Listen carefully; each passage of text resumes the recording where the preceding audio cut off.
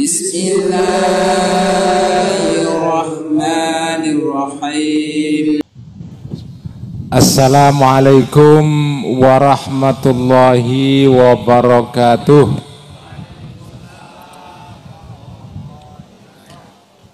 Bismillahirrahmanirrahim. Alhamdulillahi rabbil alamin. Wabihi nasta'in ala umurid dunya waddin.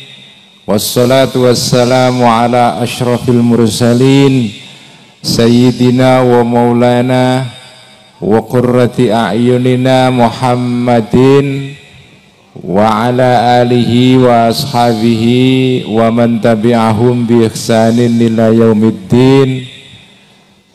Amma ba'du. Yang saya hormati para kiai, para ulama, para habaib, para tokoh-tokoh masyarakat, para hadirin dan hadirat yang hadir di dalam majelis ini. Para hadirin dan hadirat, saya mau ngomong, saya ini setiap minggu 2 kali itu ngaji kitab namanya Al-Iqtisad fil I'tiqad secara online ya. Kalau ada yang tertarik monggo, setiap malam Selasa, malam Rabu saya itu ngaji kitab akidah karangan Imam Ghazali namanya Al-Iqtisad fil I'tiqad. Itu bisa diikuti di YouTube, di kanal atau channel saya dan di Facebook. Nah, saudara-saudara, kitab Al-Iqtisad ini bagi saya istimewa. Dan kitab seperti ini tuh banyak. Kitab Al-Iqtisad itu kitab tentang akidah. Tetapi pembahasannya itu rasional sekali. Jadi ini kitab akidah tetapi rasional. Bahkan di dalam kitab Al-Iqtisad itu yang membahas akidah ini, kutipan ayat Quran dan hadis itu jarang sekali. Isinya semuanya hampir pakai penalaran. Ketika membahas sifat-sifat Allah yang 20, ya. Yang di sana yang dibahas hanya sifat 7 saja, sifatul ma'ani ada 7 dibahas oleh Imam Ghazali, dijelaskan, tetapi tidak menggunakan ayat dan hadis, menggunakan penalaran. Ini bagi saya luar biasa. Ini kok ada ulama nulis kitab akidah tetapi pendekatannya pendekatan rasional. Ngutip ayat dan hadis hampir tidak ada, jarang sekali. Semuanya hujjah-hujjahnya, argumentasinya pakai argumentasi penalaran manusia. Ini bagi saya luar biasa. Apa pelajaran dari kitab akidah ini? Dan kitab seperti ini banyak di pesantren. Kitab akidah seperti Ummul Barohin karangan Imam Sanusi yang terkenal itu, yang diajarkan di pondok-pondok, atau Jauharatut Tauhid. Itu kitab-kitab akidah yang menggabungkan antara pendekatan wahyu, teks, Quran dan hadis. Bahkan ayat dan hadisnya sedikit.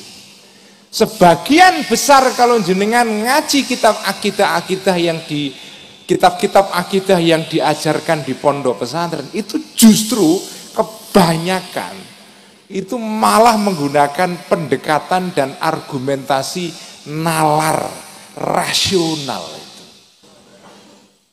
Apa artinya ini? Artinya bahwa beragama itu ndak bisa hanya pakai perasaan saja. Ndak bisa. Ndak bisa. Sampean itu beragama itu ndak bisa pakai perasaan toh. Karena perasaan itu sifatnya sementara dan naik turun. Sesuatu itu akan bertahan lama kalau diberikan fondasi, pendasaran berupa akal. Itu baru lama bertahannya. Sampean kalau berhubungan dengan lawan jenis, laki-laki dengan perempuan atau perempuan dengan laki-laki lalu nikah, perasaan itu bertahan berapa lama? Sampean mencintai perempuan atau perempuan mencintai laki-laki, itu bertahan berapa? Sampean nikah itu loh, paling asyik itu ya setahun 2 tahun. Kesananya itu nikah itu sebetulnya membosankan. Membosankan nikah itu. Ini apa ya, tiap hari ketemu orang yang sama. Dan kalau nikah itu sudah lama, istri atau suami itu makin bak bersolek itu.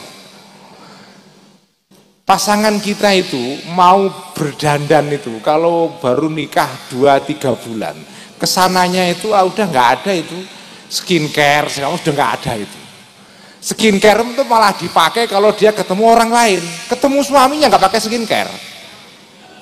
Bener nggak sih saudara-saudara, suami-suami ini loh, atau istri-istri ini loh, suaminya itu kan bersolek, itu kan kalau ketemu perempuan lain. Kalau di rumah kan nggak ada suami bersolek untuk istrinya itu. Begitu juga suami istri untuk suami. Jadi kalau sampean pakai perasaan itu bertahannya itu sebentar sekali. Tetapi kalau sampean pakai penalaran itu akan bertahan lama itu. Makanya saya ingin cerita, ada seorang kiai ya, namanya Gus Koyum. Semoga Gus Koyum mendengar saya ngomong begini. Karena dalam banyak hal saya berbeda pendapat dengan Gus Koyum. Tapi dalam hal ini saya sepakat dengan dia. Jangan tahu Gus Koyum? Ada yang kenal? Hah? Kenal ya? Kiai dari Lasem, Gus Koyum, putranya Kiai Mansur bin Khalil. Kiai Khalil ini salah satu pendiri Nahdlatul Ulama, generasinya Mbah Hasyim Asy'ari. Sekretaris pribadinya Syekh Mahfud Termas, gurunya Mbah Hasyim. Itu namanya Kiai Khalil, mbahnya Gus Koyum. Punya bapak, punya anak namanya Kiai Mansur. Kiai Mansur punya anak namanya Gus Koyum. Gus Koyum ini pernah ketika saya sowan di Lasem di pondok An-Nur, dia ngomentari fenomena anak-anak muda itu atau umat yang seneng selawatan. Ini sekarang kan musimnya musim selawat. Gus Koyum itu agak kurang suka, kayaknya ya. Agak kurang suka dengan anak-anak muda yang suka datang ke selawatannya Bib Syekh itu kan. Nyanyi selawatan semalam suntuk. Ya, sampai tengah malam, nanti pas subuh enggak sholat subuh gitu ya. Itu kayaknya kalau di sini insya Allah nggak ada, kalau di sini insya Allah nggak ada. Gus Koyum itu pernah komentar gini, Mas Ulul, umat Islam ini memang ya sekarang umatnya bertambah, tapi ada yang perlu disayangkan. Apa itu Gus? Umat kita ini kok senengnya itu gerudak-geruduk ikut selawatan. Tapi nak kon ngaji ku rasa-rasa. Nak selawatan suweneng. Karena selawatan itu pada dasarnya nyanyi itu. Ya cuma pakai selawat gitu saja. Nah intinya kan nyanyi kan. Nyanyi itu apa? Perasaan. Nyanyi itu adalah perasaan. Orang itu lebih suka memang digaet, dibuat kepincut, ya, ditarik kalau disentuh perasaannya. Dan Kanjeng Nabi juga ngerti psikologi manusia seperti ini, tahu itu. Makanya sampai ada ayat itu khusus tentang zakat. Itu yang sengaja zakat itu harus diberikan kepada orang-orang tertentu. Yang harus diberikan zakat supaya perasaan mereka itu tetap cinta Islam. Wal mu'allafati qulubuhum. Orang yang baru masuk Islam, perasaannya masih goyah itu. Masih masih labil. Nak ora dikei zakat engko malah iso ora Islam meneh. Itu ada khusus zakat itu untuk orang-orang yang perasaannya labil, itu ada. Itu di Quran bahasanya wal mu'allafati qulubuhum. Tetapi perasaan ini nggak bisa bertahan lama. Harus ada pendidikan yang orientasinya itu ngajari pikiran. Harus itu. Nah perasaan tok nyanyi terus, selawatan tok, rano ngajine, Islam gak bakalan bertahan lama. Udahlah, percaya saya. Sampean kalau mengembangkan Islam kok hanya selawatan tok, itu gak bakalan tahan lama itu. Itu seperti orang kepingin nikah, mencintai perempuan hanya perasaan saja. Itu paling bertahan setahun 2 tahun. Kesananya udah membosankan. Nah nggak bisa. Agama harus ada dasar nalarnya. Ini lihat ini orang-orang yang datang di sini. Saya tahu senang berpikir.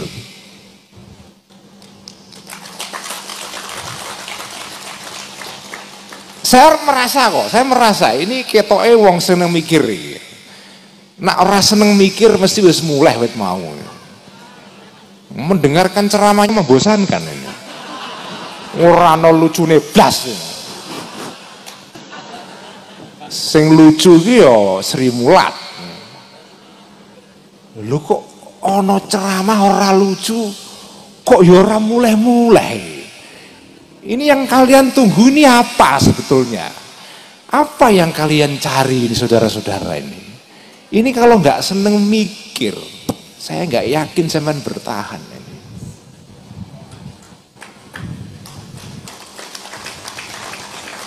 Saya sudah lihat itu, potongan hadirinnya itu potongan hadirin yang berpikir memang.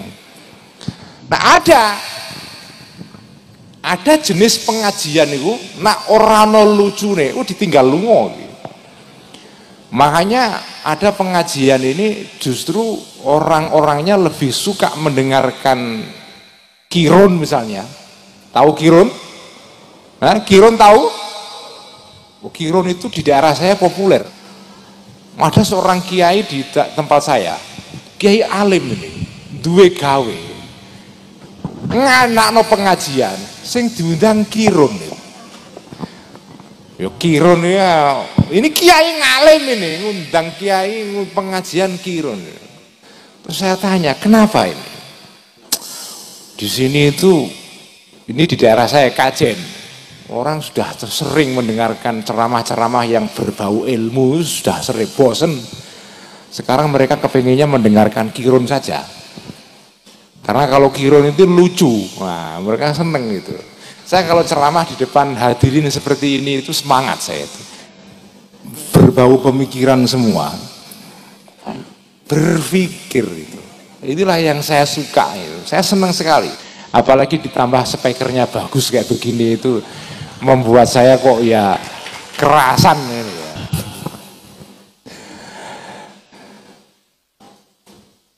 Saya ingin ngomentari sedikit soal cinta kepada Allah ini.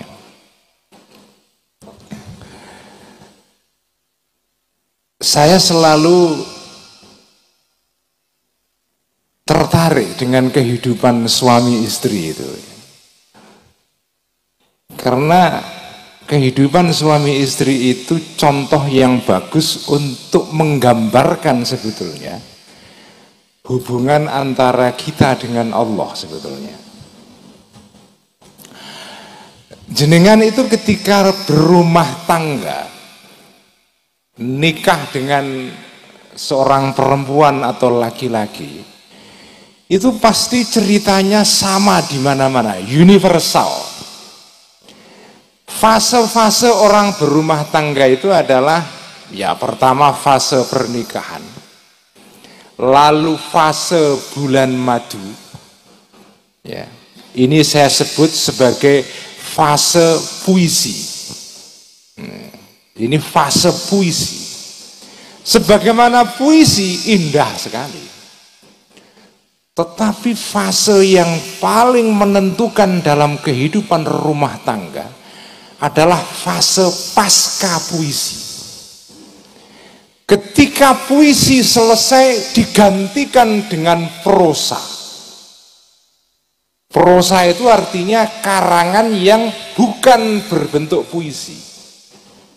Tidak seindah puisi. Kehidupan suami istri itu sebagian besar adalah kehidupan di fase pasca puisi. Nah, kalau sampean berhasil melewati kehidupan yang pasca puisi ini sebagai suami istri, itu baru jenengan disebut sebagai orang yang mencintai pasangan Anda dengan sesungguhnya.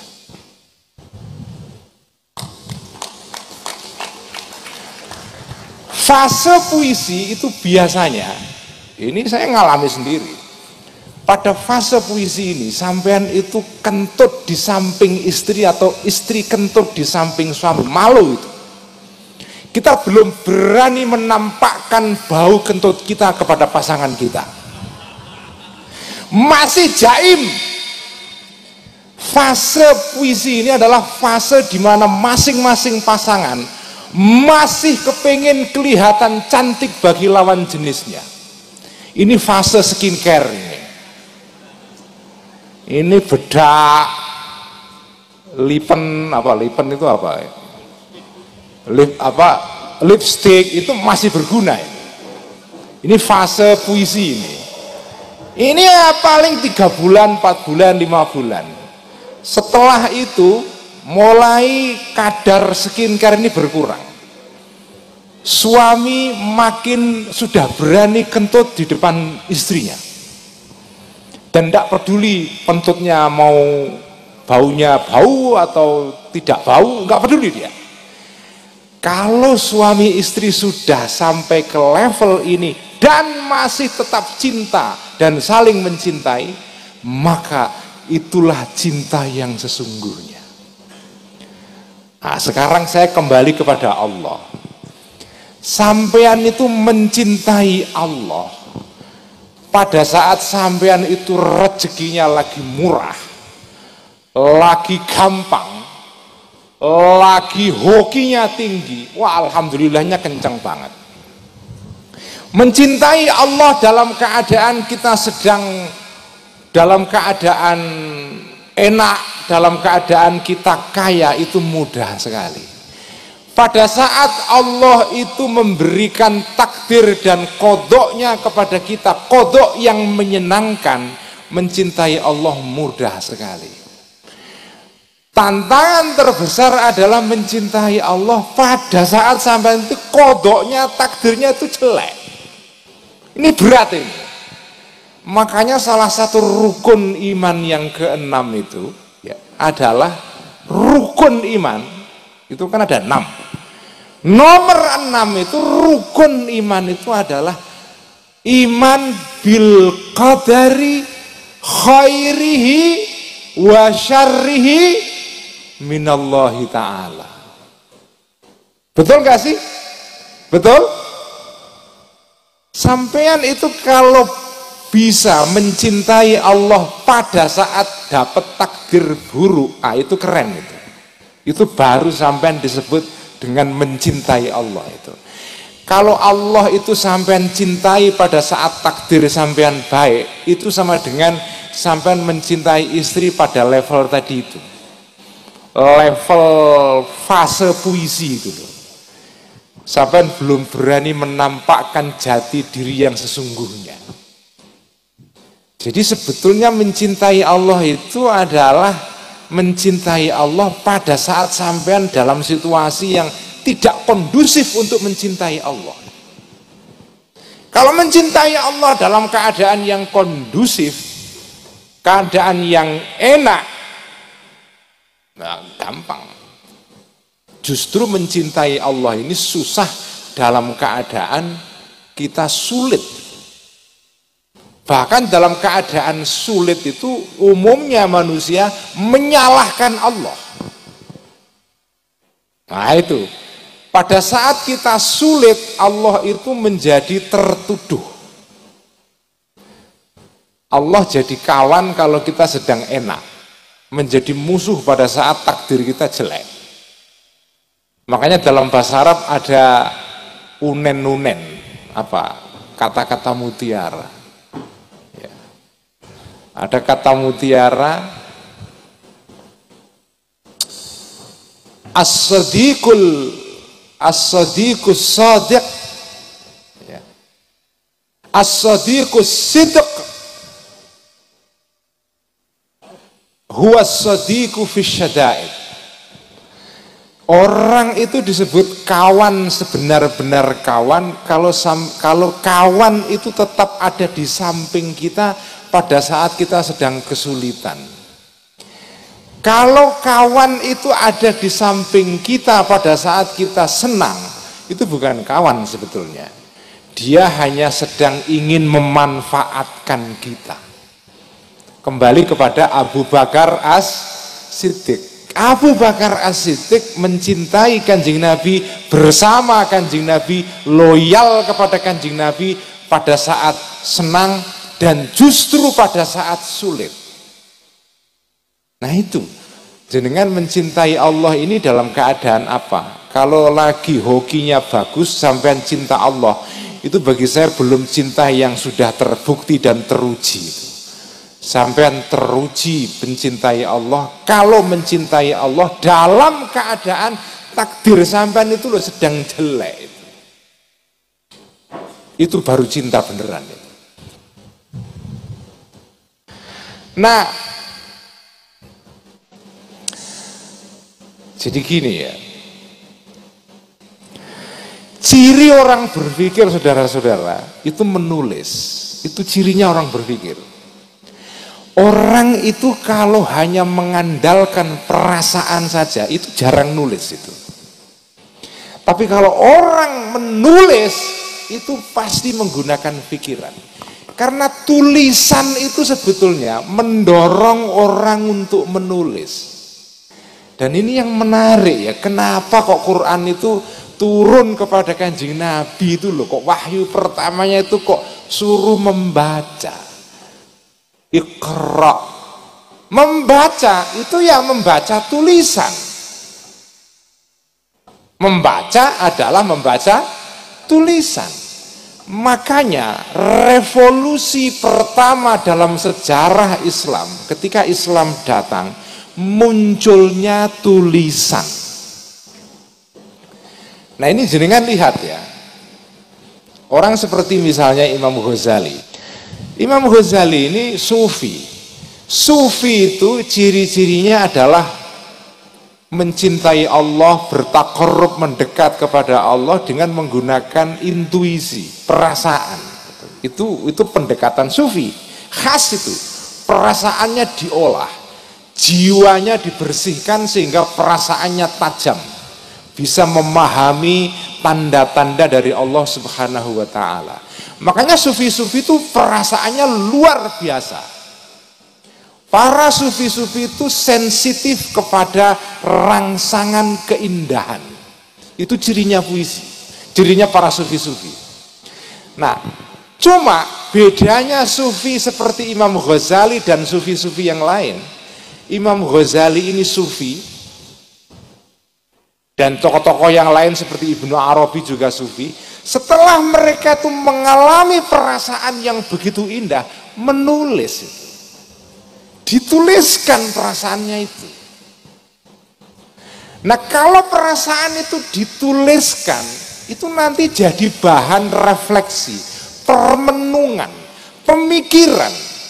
Makanya peradaban Islam itu maju karena tulisan.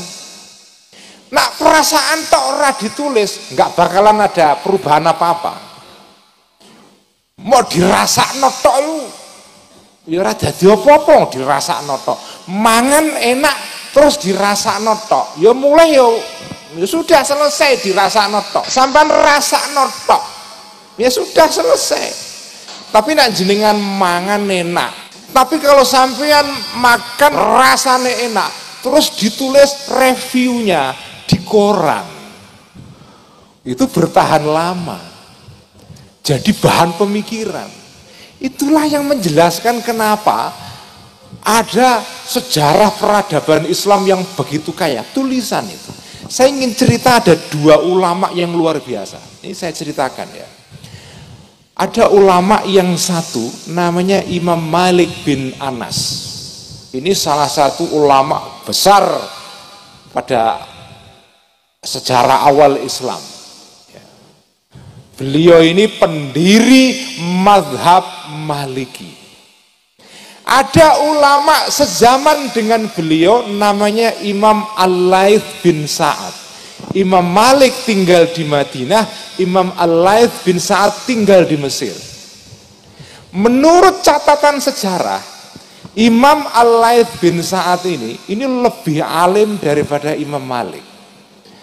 Kategorinya mustahid mutlak.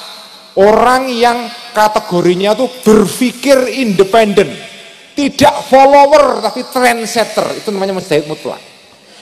Al-Laits bin Sa'ad ini ulama besar, lebih alim daripada Imam Malik.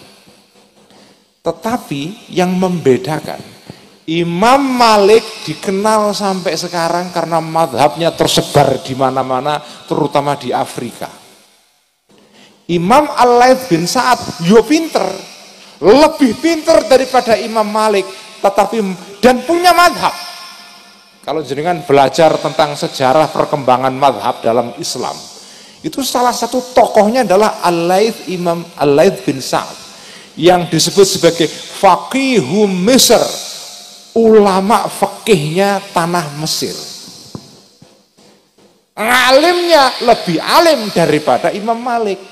Punya mazhab sendiri, punya pendapat independen, tetapi mazhabnya hilang, tidak dikenang sejarah. Kenapa? Karena Imam Malik punya santri banyak, santrinya menulis ajarannya Imam Malik, diabadikan, dicatat, kuliah-kuliahnya dicatat, kemudian disebarkan kepada santri-santri yang lain.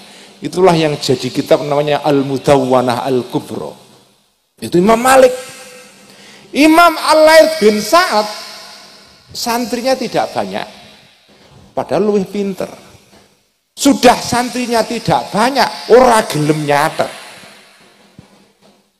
tidak mau menuliskan ceramah-ceramahnya Imam Al-Laits bin Sa'ad ini. Akhirnya mazhabnya hilang. Dan sekarang nggak ada orang tahu namanya Imam Al-Laits bin Sa'ad kalau nggak belajar sejarah. Tetapi siapa yang tidak tahu Imam Malik? Kalau jenengan orang NU pasti tahu, wong ada di ADART NU. Nah, ora kenal Imam Malik bin Anas berarti ya wong NU sing ora pernah maca ADART NU. Wong di sana ada mazhab Hanafi, Maliki, Syafi'i, terakhir apa? Hambali. Semua orang kenal Imam Malik, tetapi tidak ada atau jarang yang kenal Imam Al-Laits bin Sa'ad. Kenapa? Tulisan. Nah, ini problemnya, kalian-kalian ini nulis enggak ini? Santri-santrinya pada nulis enggak ini? Kalau enggak nulis, seperti nasibnya Imam Al-Laits bin Sa'ad itu. Nah, kisah yang lain tentang Imam Laits. Imam Laits ini selain, jadi gini, ini kadang-kadang kalau lihat kiai-kiai itu juga unik ya. Ono kiai sing walim, ning santrine suwiti. Ono kiai sing janjane yang ilmune ya pas-pasan ya. Tapi kok santrinya banyak itu. Itu kadang-kadang ya heran saya. Ada kiai yang ilmunya pas-pasan, pondoknya besar. Ada kiai yang alim malah orang duwe santri. Itu ya ada kayak gitu itu. Ya itu sudah takdirnya Allah, nggak bisa diapa-apain itu ya. Tetapi poin saya adalah kalau santri-santri yang sedikit atau banyak ini tidak menuliskan ajaran kiainya, hilang itu ajaran kiai-kiai itu. Imam Syafi'i itu kenapa madhabnya bertahan? Karena ada santri-santri yang mencatat ceramah-ceramahnya Imam Syafi'i. Ini keren sekali. Tidak kayak santri sekarang itu. Santri itu ngaji ya ngaji saja. Sampai ini kan saya ceramah, untungnya ada YouTube sekarang itu. Jadi yang nyatet YouTube bukan manusia. Dulu itu santri-santri itu keren itu. Imam Syafi'i itu punya santri banyak. Nyateti ceramahnya Imam Syafi'i. Ada salah satu santrinya namanya Imam Al-Muzani. Imam siapa namanya? Al-Muzani. Al-Imamul Muzani, orang Mesir ini. Dia itu ikut ngaji Imam Syafi'i bertahun-tahun sampai wafat di Mesir itu. Setiap beliau ngaji itu mencatat ceramahnya Imam Syafi'i. Karena ketika itu belum ada tape, belum ada handphone untuk sekarang ini curang sekarang itu. Kalau mau nyatet itu tinggal direkam gitu saja. Baru direkam ya nggak pernah didengarkan. Ya disimpan gitu saja ya. Dulu itu ada santri-santri yang mencatat ajarannya para kiai-kiai ini. Salah satunya Imam Muzani. Mencatat seluruh ceramahnya Imam Syafi'i dalam bidang fikih. Lalu muncul kitab namanya Mukhtasarul Muzani. Mukhtasar ringkasan ceramahnya Imam Syafi'i dicatat oleh muridnya. Itulah yang menjelaskan kenapa Imam Syafi'i itu mazhabnya bertahan sampai sekarang, sampai di Indonesia diikuti jutaan orang. Tulisan itu membuat ilmu berkembang. Nak sampean perasaan tok dalam beragama. Seperti kritiknya Gus Koyum tadi itu. Nak wong Islam itu kok selawatan tok, ora gelem nulis, ora gelem ngaji. Ya Islam itu sebentar saja nanti hilang itu. Yang membuat Islam bertahan adalah karena ada ilmu dan ada orang yang gelem ngaji ilmu, yang mau berpikir. Tapi problemnya dari dulu sampai sekarang ini, orang itu kalau ceramah pakai perasaan sudah bisa dipastikan pendengarnya lebih banyak daripada yang ceramah dengan pikiran. Sudah pasti itu. Nah, ini kok pada serius domblong semua ya, man. Mikir ini ya. Ya sudah, pikir sana, man. Ya, umat itu ndak bisa cerdas kalau selawatan tok, ndak bisa. Saya bukan anti selawat loh, saya ini pecinta selawat orang NU, gimana? Saya ini pecinta selawat. Tadi dari Jakarta ke sini, tanya supir saya, lagunya semua selawat. Dari Jakarta sampai sini nggak ada BTS, nggak ada, selawat full. Tapi saya berkata, umat Islam tidak maju hanya karena selawat, malah bisa tertinggal itu. Umat Islam ini maju kalau berpikir. Udah, sampai perasaan tok nggak bakalan maju. Akibatnya kayak tadi itu, ajarannya Imam Al-Laits bin Sa'ad dilupakan. Nak sampean gak nulis, gak berpikir, menalar, habis umat Islam. Pertahanan umat Islam adalah ketika dia mendaya gunakan pikirannya. Itu yang bisa saya sampaikan, semoga ada manfaatnya. Sekian, wallahul muwaffiq ila aqwamit thoriq. Wassalamualaikum warahmatullahi wabarakatuh.